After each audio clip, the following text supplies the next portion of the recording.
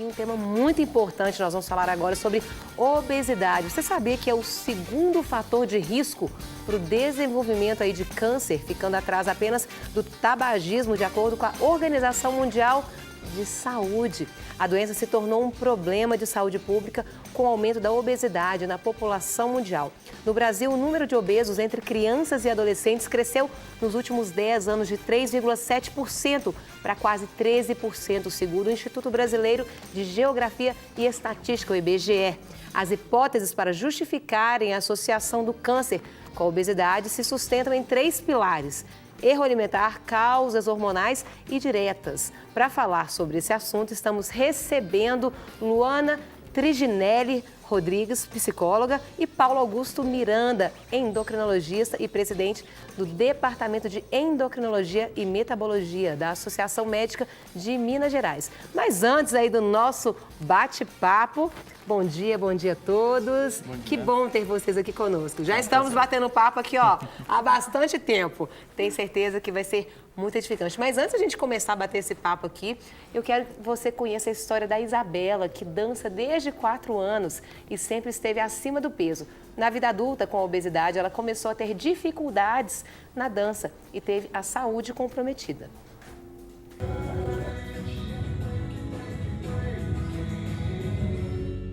Dançarina desde criança, Isabela percebia que era mais gordinha que as outras meninas. Mas isso não a incomodava. Eu danço desde os 4 anos de idade, naquela política normal de mãe mesmo, coloca a filha no balezinho, no jazz. E quando eu era criança, isso para mim era uma diversão. Na adolescência, por volta dos 14 anos, assim, começou a ser um sonho, assim, eu passei a gostar bastante. E a partir nos meus 26, 27 anos, passou a ser profissão mesmo, mas assim, a título de dar aula de idade. Sempre muito gordinha, desde os 4 anos de idade, são as fotos que eu tenho de dança, assim, eu vejo que eu era maior do que as meninas mesmo. O diagnóstico de obesidade veio aos 13 anos e desde então ela sofre o efeito sanfona. Emagrece, engorda, até que o aumento de peso trouxe problemas à saúde. Comecei a sentir dor na coluna, eu tomava remédio, passava, tomava remédio, passava. Eu falei, não vou tomar remédio, ver o que acontece. Aí eu não consegui ficar em pé direito. Aí eu fui ao médico e o médico me acompanha desde criança, mas ele sabe que eu sempre tive problemas musculares, coisa de dançarino mesmo. Mas aí dessa vez ele resolveu fazer uma ressonância magnética. Aí ele viu que o problema já era bem acentuado, era uma coisa que vinha desenvolvendo provavelmente ao longo dos anos. Não é uma coisa que apareceu de repente, sabe? Foi só um quadro que parece que o corpo vai se ajeitando e você não sente aquela lesão. Aí ele vai se ajeitando. Chega um ponto que ele não consegue se ajeitar mais. Depois de muitas conversas com médicos, foi decidido que faria a redução de estômago. Ironicamente, não fosse pela hérnia de disco, eu não poderia operar. Porque eu teria que ser obesa mórbida, eu tinha que ter um IMC, que é um índice de massa corporal de 40. E eu não tinha 40, eu tinha 33. E por causa da hérnia de disco, eu pude ter um IMC de 35 para ser apta a operar.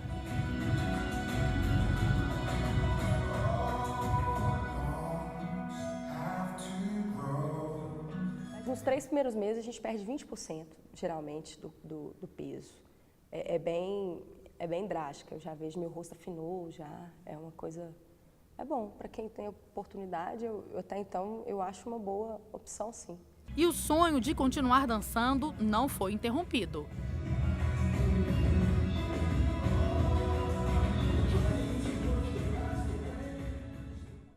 Interessante, eu estava aqui pensando, né? E que eu quero começar assistindo essa matéria da vida da Isabela.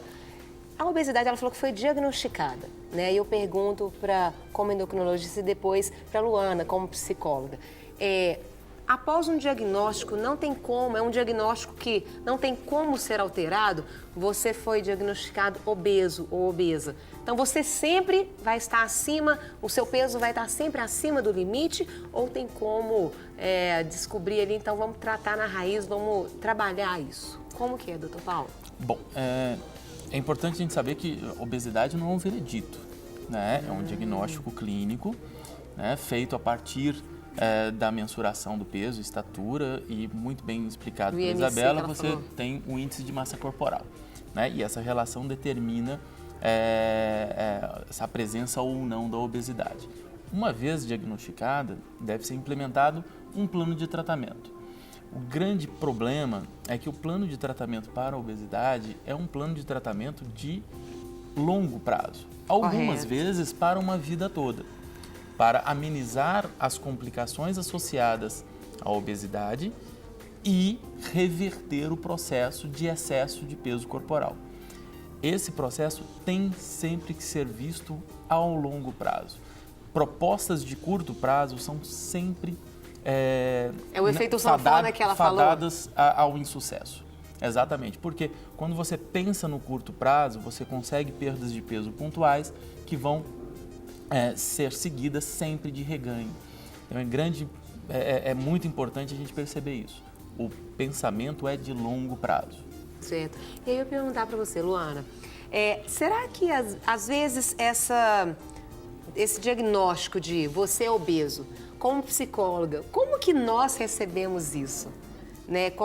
Será que isso às vezes é triste de aceitar, mas às vezes você passa a usar aquilo como uma bengala para justificar, às vezes, a sua conduta, a sua postura? Como você poderia explicar para a gente? Sim, a obesidade, ela tem os seus ganhos secundários, né? Então, muitas vezes a pessoa obesa, ela realmente não quer esse emagrecimento porque os ganhos secundários que ela tem são muito maiores, né? Ela se põe no papel de vítima, né? Ela vive, às vezes, ela é a coitadinha da casa, que ela não dá conta porque ela tem esse problema de sobrepeso, né? Então, às vezes, os ganhos secundários que ela tem são muito maiores, às vezes, pelo que ela possa ganhar com a perda de peso.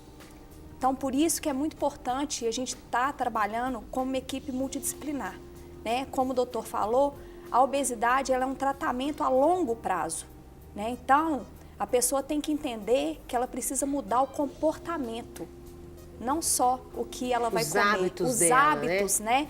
Então, essa mudança, ela é gradual, né? Ela precisa passar por um processo, né? Porque como que funciona? A gente pensa, a gente sente e a gente se comporta, né? Então, essa mudança, a gente tem que tentar mudar esse pensamento para conseguir ter um comportamento diferente. E eu fiquei até na dúvida, será que esses ganhos secundários realmente são maiores? Porque o bullying também com a pessoa acima do peso é muito grande, é muito doído.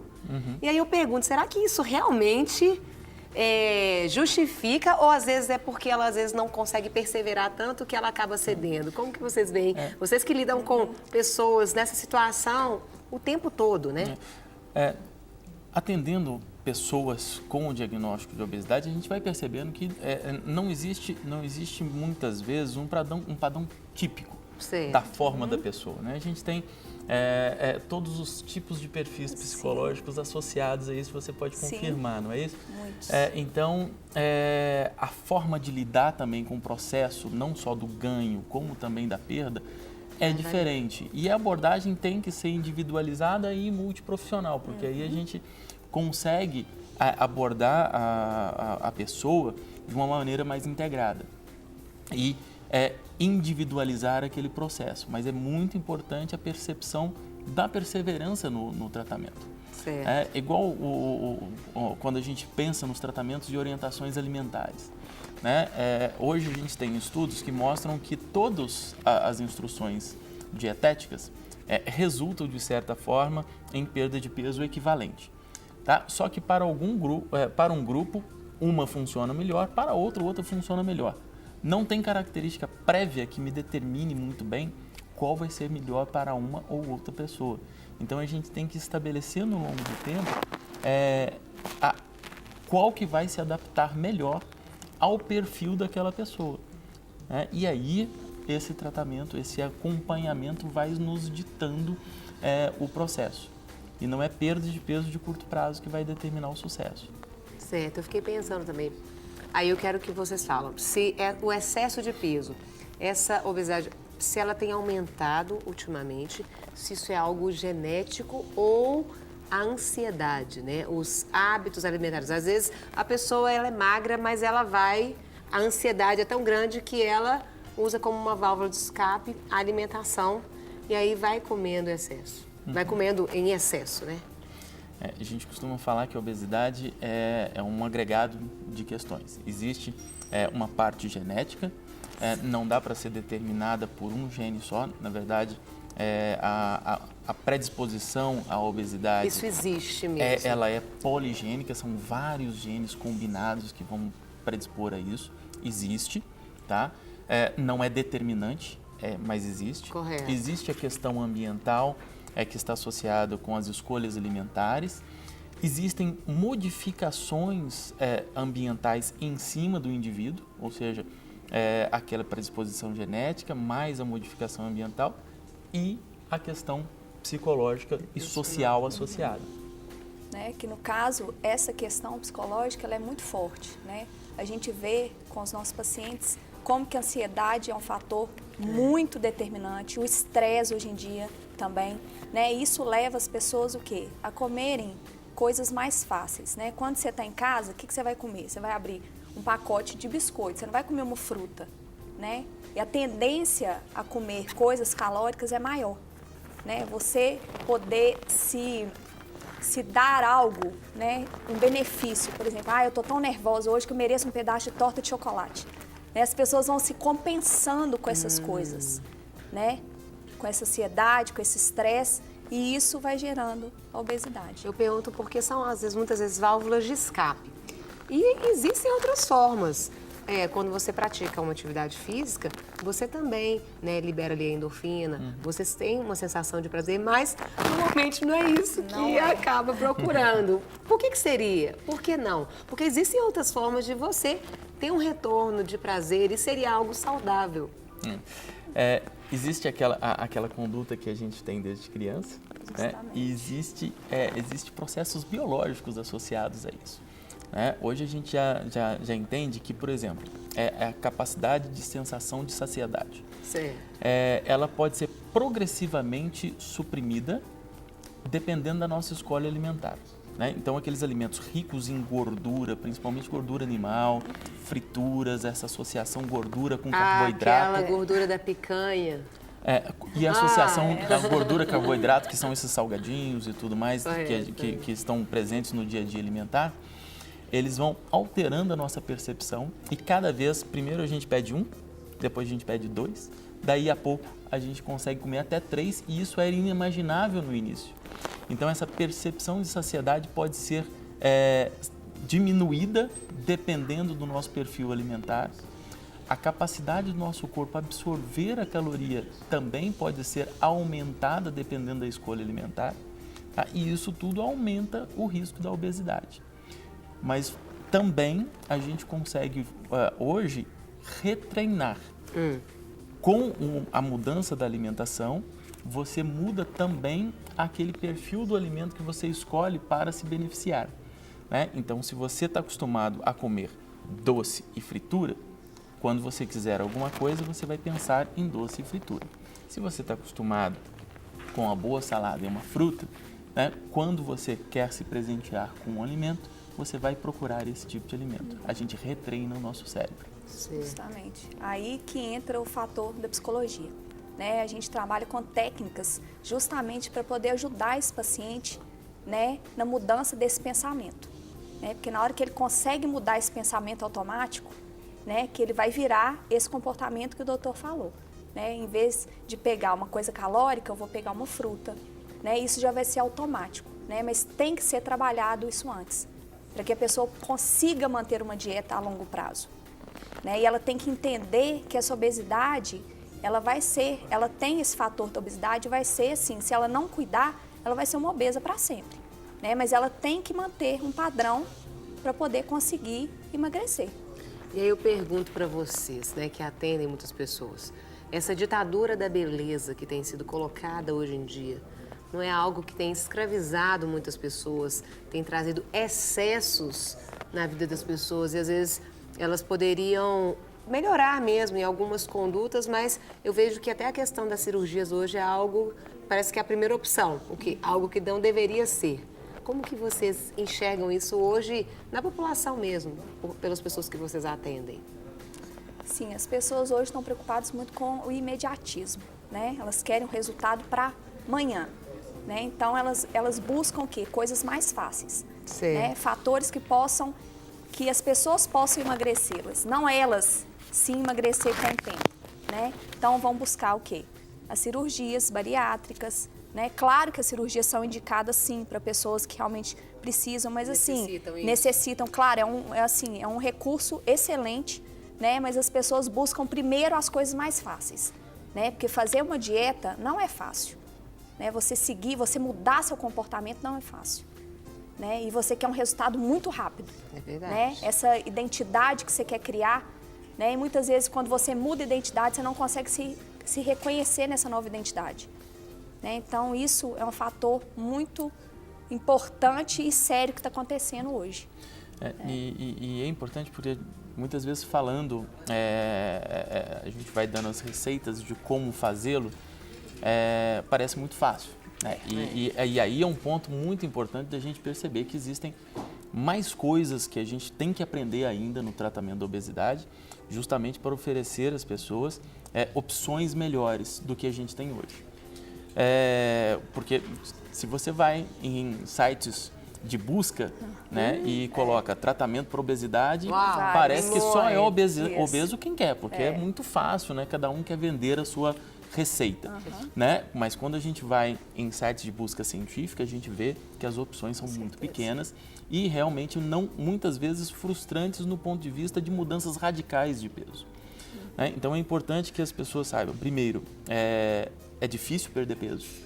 Esse processo, ele é trabalhoso. E com o tempo, passar do tempo, a idade vai dificultando mais ainda a perda de peso? E a gente fala assim, não, minha filha, depois dos 40 é muito mais difícil emagrecer do que Existem mudanças corporais que sim, que podem levar a dificuldade e aumento também das comorbidades, né, das outras doenças que vão aparecendo, que se impõem também no tratamento.